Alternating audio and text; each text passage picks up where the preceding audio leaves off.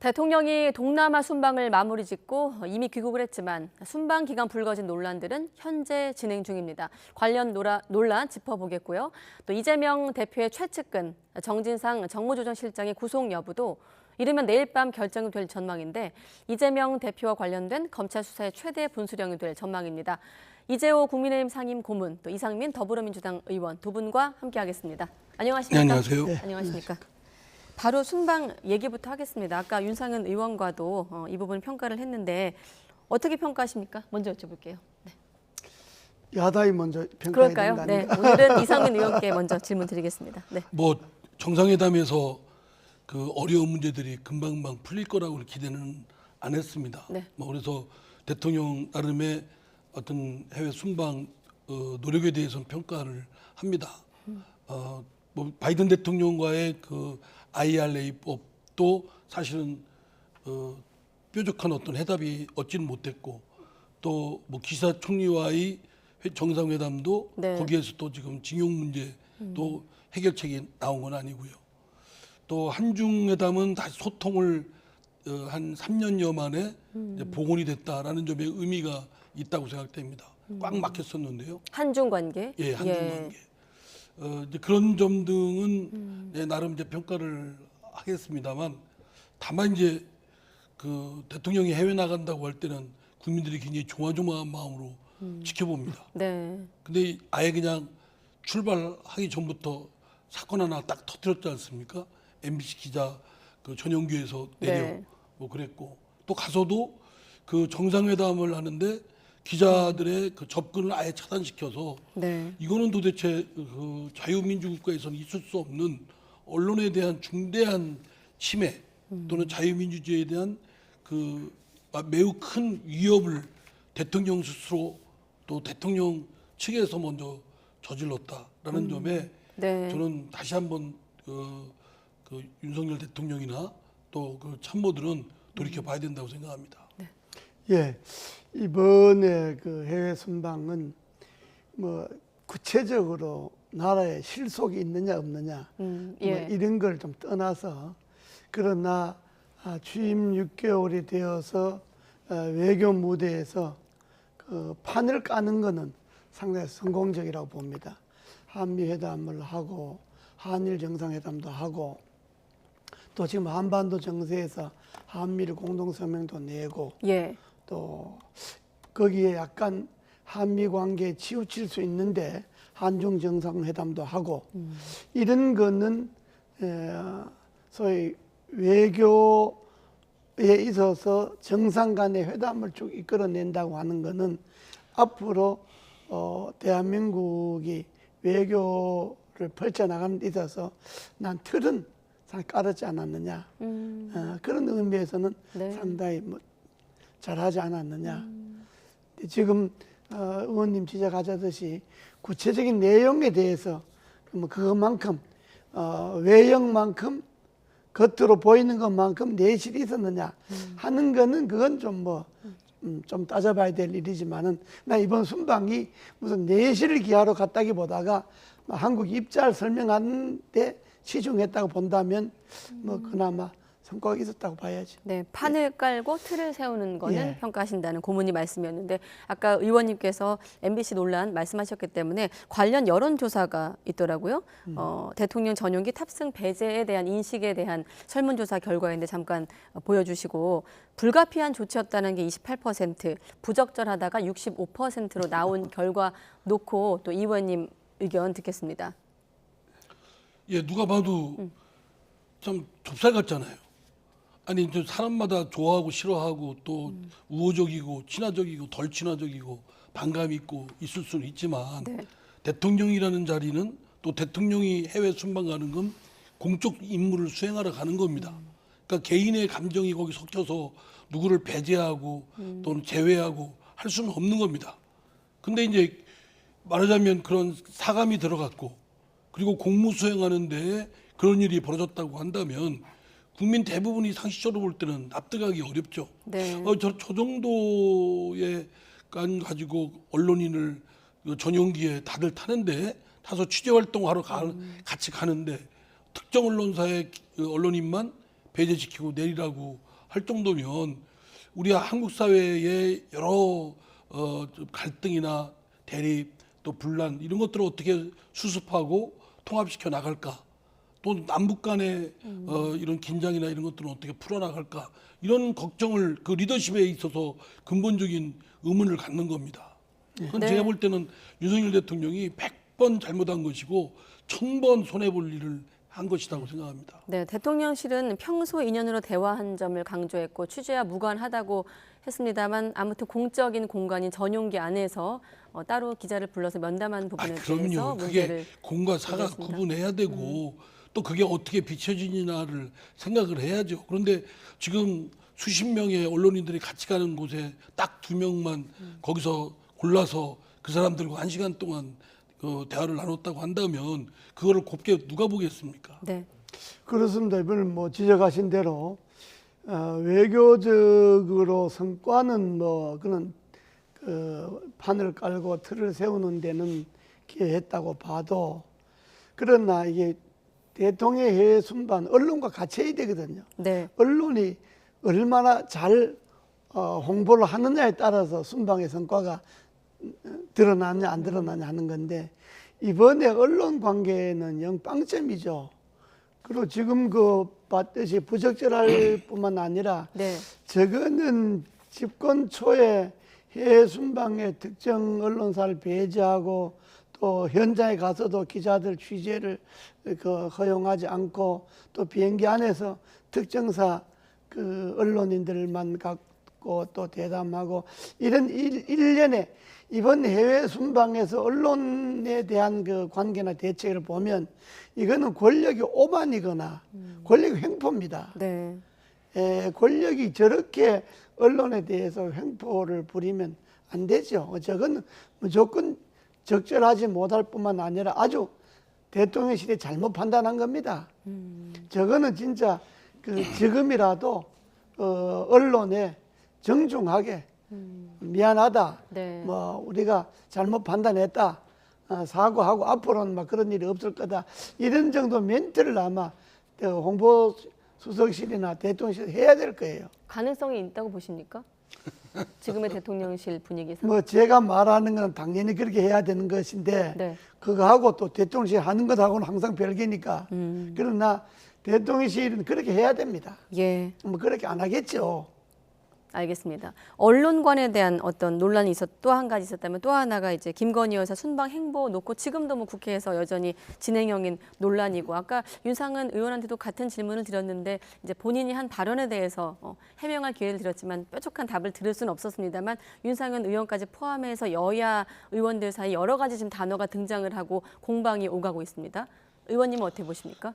야당 의원으로서. 그 국회의원들이 하는 그 공적인 발언들은 네. 공적인 사안과 관련되는 것만 해야 됩니다. 특히 이제 대통령 부인이 공적으로 관련된 부분이 있기 때문에 네. 그 공적에 대해서 당연히 비판할 거 있다든가 지적할 거 있다든가 그러면 지적해야 되겠죠. 그런데 지금 해외 김건희 씨가 나가서 등등 뭐 이렇게 한 것들에 대한 그 표현은 네. 공적인 사항을 공적으로 표현한 거와는 좀 적절치 않다. 네. 거기에는 왜 그런 굳이 그 말을 그렇게 표현을 했을까? 지금 다르게 자막에 있는 표현했어도, 단어를 말씀하시는 거죠? 다르게 예. 표현했어도 충분히 전달이 될 텐데 저도 뭐 빈곤 포르노 이런 뜻이 진정한 뜻이 뭔지는 저도 이번에야 비로소 알았습니다. 네. 그럼 대부분의 국민들은 사실은 그 포르노가 주는 어감, 통상적인 그런 이미지 네. 이것이 있기 때문에 이거와 같이 결부져서 그 대상이 된 인물은 그거는 분명히 불쾌할 것이고 이런 부분은 상대방이 불쾌하는 건 특별한 이유가 없다면 좀 피해야 되겠죠. 네. 더구나 대통령 부인인데 서로 간에 좀 예의를 지키는 표현과 공적인 언동을 했으면 좋겠다라는 생각입니다. 그런데 국민의힘에서 유사성희롱이란 비판까지 나오면서 이제 해당 장경태 의원을 윤리위에 제소를 했는데 이준석 전 대표가 또 한마디를 거들었거든요. 이성을 찾자라며 여권을 비판하는 메시지를 냈습니다. 고모님? 저도 그거 봤는데 네. 저는 그걸 보면서 그 뭐 장경태 의원이 그 말한 것 그 용어도 꼭 합당한 용어는 아닙니다. 네. 인권 포르노라고 이야기를 했는데 왜냐하면 그 저 사진에 비친 주체는 어린이거든요. 김건희 여사가 아니고 예. 저 사진에서 표현하려고 하는 거는 김건희 여사를 표현하려고 알고 그 불쌍하고 어려운 처지에 있는 어린이를 표현하려고 하는 것이 네. 그 사진의 주제이기 때문에 거기에 그 용어는 합당하지도 않습니다. 억지로 갖다 붙인 말이고 네. 저는 그 김건희 여사도 이번에 그 기자들이 동행해서 취재해서 찍은 사진이 아니잖아요. 네. 대통령실에서 사진을 찍어갖고 돌린 거잖아요. 그 질문 드리려고 했는데. 예, 전속 기사. 그것도 예. 이 해외 순방할 때 대통령 그 저 부인의 그 행보는만 나는 행보는 그렇게 할 수 있다고 봐요. 네. 그건 뭐 안고로 왔던 가봤으니까 캄보디아 정부하고 상의해서 캄보디아 정부의 초청을 받아서 추천을 받아서 그 병원에 간 거 그건 나는 뭐 그렇게 문제가 되지 않는다고 봐요. 네. 문제는 그 사진을 수에 동행하는 기자들이 찍어서 돌린 게 아니라 대통령실에서 그 사진을 찍어서 너무 과대하게 선정을 돌리는 거 네. 그건 좀 문제가 있는 거고 왜냐 그러면 대통령 부인이 초점이 아니고 대통령이 해외 순방에 초점이잖아요. 네. 근데 마치 저렇게 해버리면 초점이 대통령이 아니라 대통령 부인이 돼버리잖아요.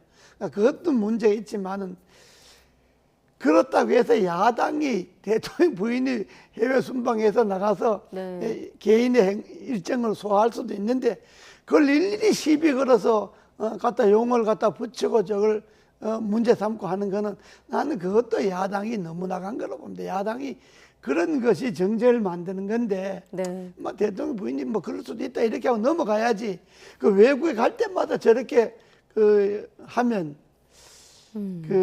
그게 국민들 마음 속에는 짜증스럽죠. 좀 한두 번 다 이거 짜증 나잖아요. 그러니까 야당도 좀 가려서 무엇을 이야기하고 무엇을 이야기를 말아야 될 거냐를 가려서 해야 되고 예. 대통령실에도 너무 대통령 부인을 과잉 홍보 안 해도 이미 김건희 여사는 대통령 부인인 줄 대한민국 국민 다 아는 건데 그 대통령 부인을 과잉 홍보 안 해도 된다.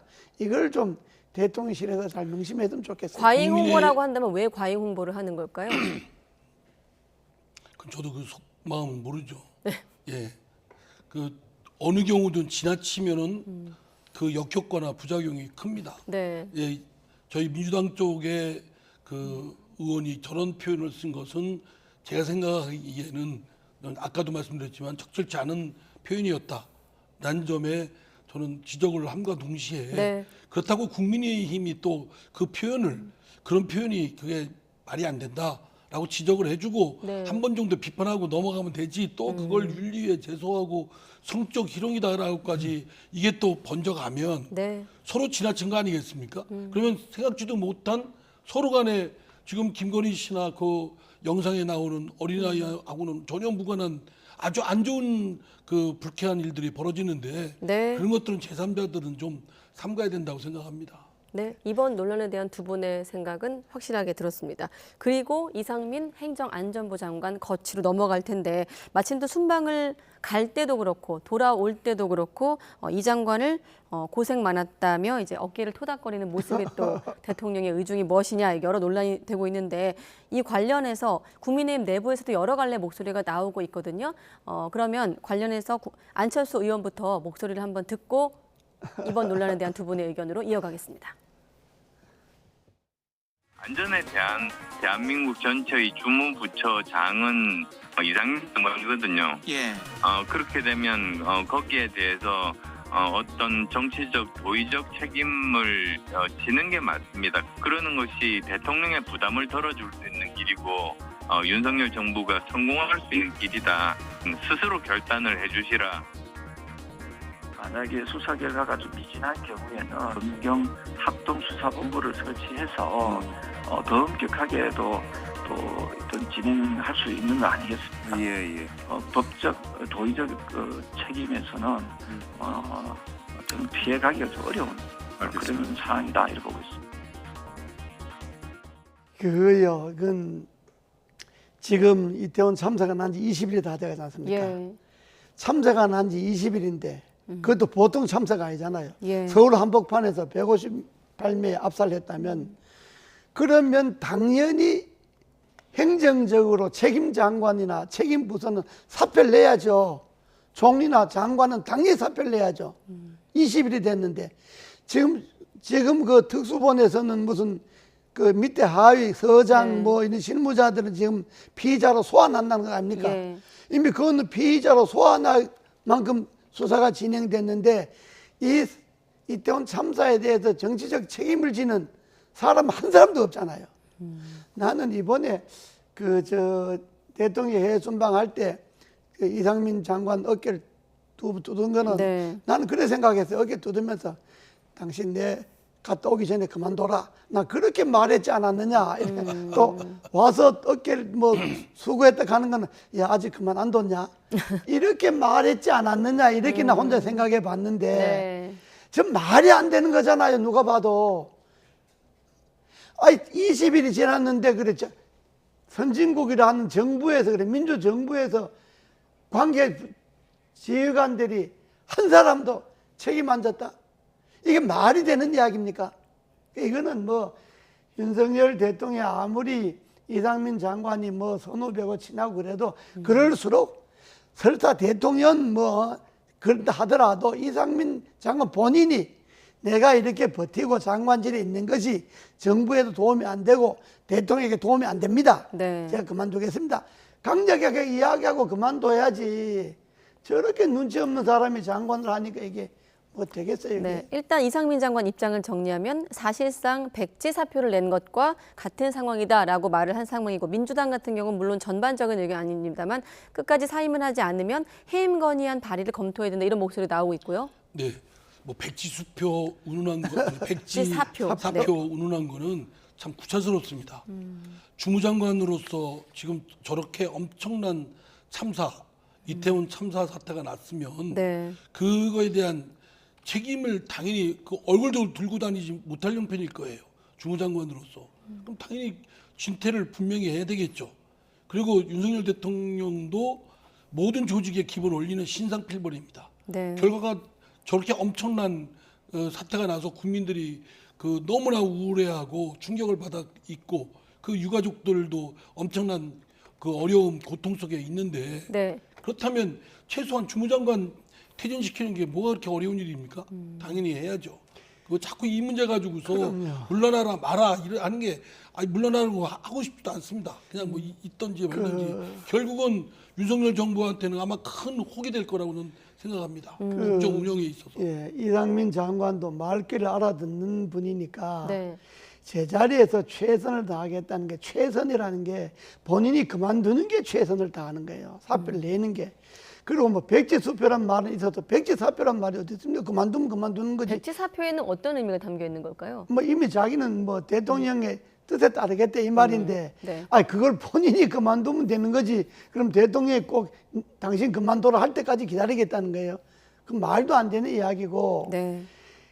그리고 뭐 수습 책임지는 것하고 수습하고 뭐 따로 나눠 수습 다 하고 난 다음에 그칠 생각했다 그러는데 책임지고 물러가는 게 수습이라니까요. 수습하고 책임하고 따로 있는 게 아니고 이상민 장관이 물러가는 게 그게 수습의 하나라니까요. 그 말귀를 알아들을 만한 사람이 참 답답해요. 국민들은 이 이태원 참사 사태를 그 일으킨 어쨌든 책임이 네. 있는 주무장관인 이상민 행안부 장관이 사태 수습을 한다는 게 어불성설이라고 생각하는 겁니다. 아니 본인이 잘못해서 이런 엄청난 사태를 일으켰는데 네. 뭘 사태 수습을 하고 사후대책 단장까지 맡았거든요. 그건 맡을 예. 역량이 안 되죠. 그러면 이럴 때는 깨끗하게 물러나는 것도 본인이 해야 될 도리라고 생각됩니다. 네. 이상민 장관 거치 논란에 대한 두 분의 생각을 들어봤고 국정조사 얘기도 좀 간단히 하겠습니다. 지금 보면 결국에 이번 최근에 어떤 전국에서 경찰의 수사 발표 시점이 언제인가와 또 여론의 흐름이 아마 이번 이태원 참사 공방의 어떤 변수가 될 것 같은데 일단 국정조사가 필요하다고 보십니까? 아, 이상민 장관이 저렇게 버티고 정부의 뭐 총리부터 경찰청장 뭐 서울경찰청장 이렇게까지 아무도 책임지는 사람이 없으면 그 국정조사라도 해야죠. 그런데 지금은 이제 어쨌든 특수본에 수사가 들어가고 뭐 하니까 네. 여다에서는 지금은 국정조사를 받을 시기가 아니다 이렇게 판단할 거예요. 예. 그러나 정부의 대응이 저런 식으로 나가면 주무장관이 20일이 됐는데 사표 안 나고 이러면 국민들이 아마 국정조사 해야 된다고 그럴걸요. 그리고 그 국정조사와 예. 그 형사 수사와는 목적이나 대상이나 또 그 여러 가지 하여튼 그 원리가 다릅니다. 네. 그리고 국정조사는 헌법에 있는 국회의 권능이에요. 이런 큰 사건이 났을 때 국회의원들이 국민의 시각에서 샅샅이 조사하고 담당자들로부터 그 진실을 듣고 그리고 책임이 있으면 엄히 또 책임을 추궁하고 네. 이런 제도인데 지금 헌법에 있는 기구를 정쟁 우려가 있다. 그럼 정쟁한 우려가 없게끔 국민의힘 여당이 리드해야 될 거 아니겠습니까? 예. 그리고 강제 조사권이 없다. 그러면 강제 조사권을 부여하든지 또 어떤 보완책을 마련해서라도 실효성이 있는 조사기구가 기능을 할 수 있도록 해야 되겠죠. 네. 그냥 정쟁의 우려가 있다, 강제 조사권이 없다, 그렇기 때문에 국정조사를 할 필요가 없다라고 하는 건 헌법에 있는 국회의 권능을 스스로 포기하는 것인데 그거는 야당으로서는 그렇게 할 수는 없는 것이죠. 그러니까 현재 여당으로서는 현재 뭐 국정조사를 지금 당장 받기가 어렵다, 받을 때가 아니다 이렇게 말하겠지만은 네. 그러나 이상민 장관처럼 저렇게 버티거나 뭐 제자리에서 최선 다하겠다는 둥, 뭐 백지 사표를 냈다는 둥 이렇게 말장난만 하고 있으면 여당의 국정조사를 거부할 명분이 없는 거죠. 그리고 국민들도 책임자 한 사람 없는데 왜 국정조사 안 하냐 이렇게 나가면 아마 여론조사하면 국정조사 해야 된다는 것이 더 많을 거예요. 그러니까 여당이 국정조사를 안 받으려면 예. 이상민 장관 사퇴시켜야죠. 이상민 그게 장관뿐만 맞물려 아니라 있다. 장관의 거취와 맞물려 있다. 그렇죠. 예. 왜냐하면 책임질 사람이 없잖아요.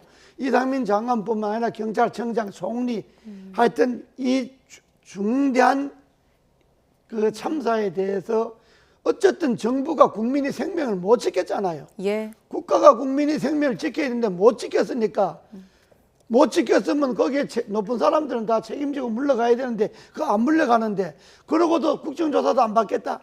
나도 여당이지만 이제 진짜 염치가 없잖아요. 책임도 안 지고 국정조사도 못 받겠다.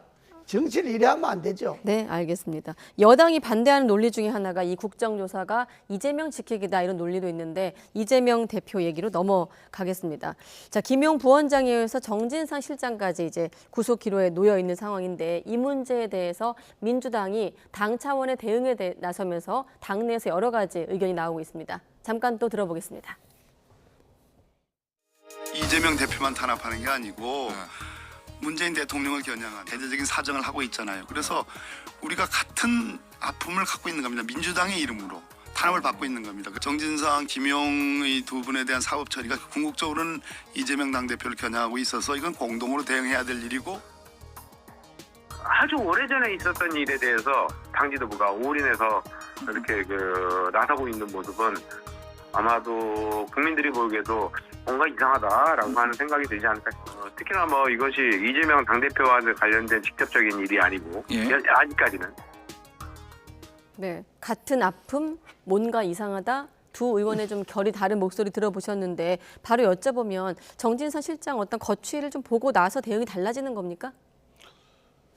글쎄요, 뭐 당 지도부의 생각과 저 개인 생각은 좀 다릅니다. 네. 말하자면 당 구성원, 당원이든 당직자든 개인적인 영역에서 생긴 비리 의혹 문제다.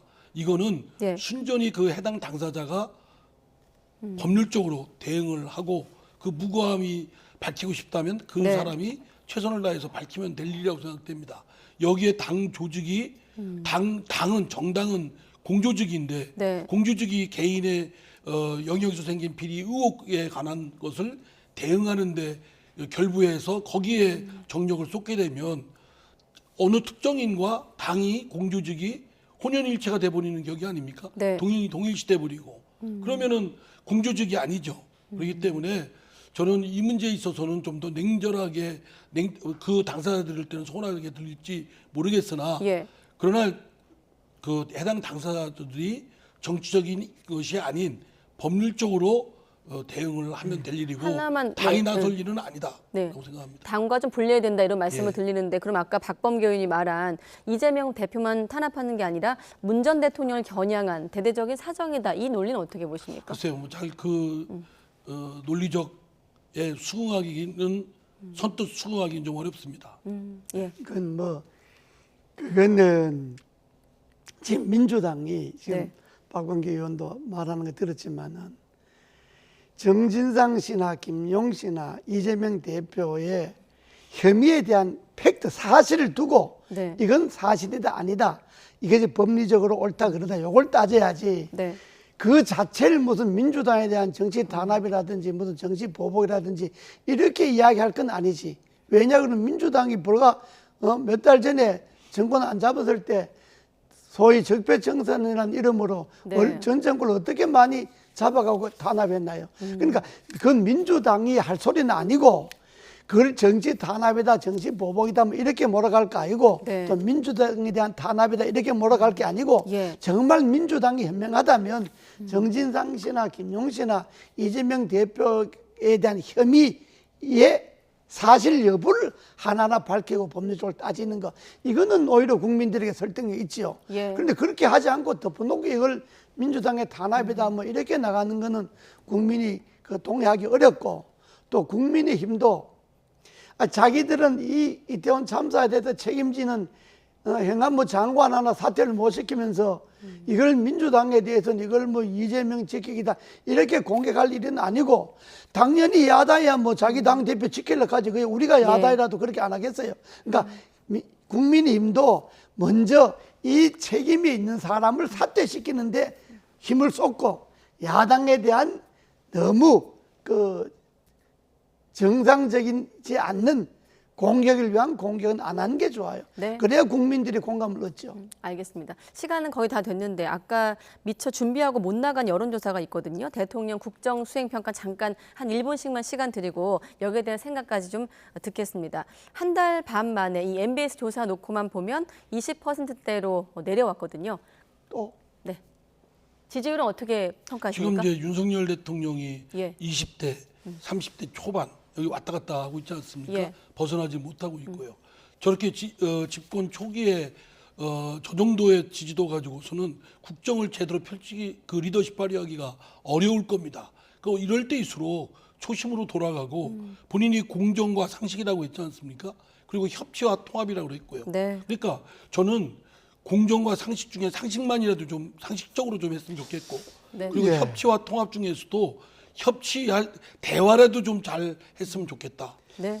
그걸 다시 한번 권합니다. 저는 저 지지율을 보면서 지지율이 뭐 29%냐 30%냐 이건 별 의미가 없고 네. 부정이 항상 60%가 넘잖아요. 지금까지 이게 지지율이 34%가 됐든 30%가 됐든 29%가 됐든 항상 지지하지 않는다는 게 60%가 넘잖아요. 네. 국민이 10명 중에 6명이 반대한다고 생각을 해보세요. 이래갖고 정상적으로 국제 운영이 되겠어요. 그러니까 국민의힘이나 대통령실의 사람들이 뭐 지지율이 29%다 30%다 여기에 초점을 둘 게 아니고 예. 대통령이 저렇게 열심히 한다고 하는데도 계속 부정이 왜 60%가 넘느냐 여기에 좀 관심을 갖고 좀 잘할 생각을 해야죠. 전 잘 못하고 있다는 것 아닙니까 전반적으로. 네. 대통령이 열심히 한다고 하지만은 알겠습니다. 공정과 상식의 초심 또 부정평가 62%까지 두 분과 함께 확인했습니다. 이재호 상임고문 이상민 의원 두 분과 함께했습니다. 고맙습니다. 네, 감사합니다. 예.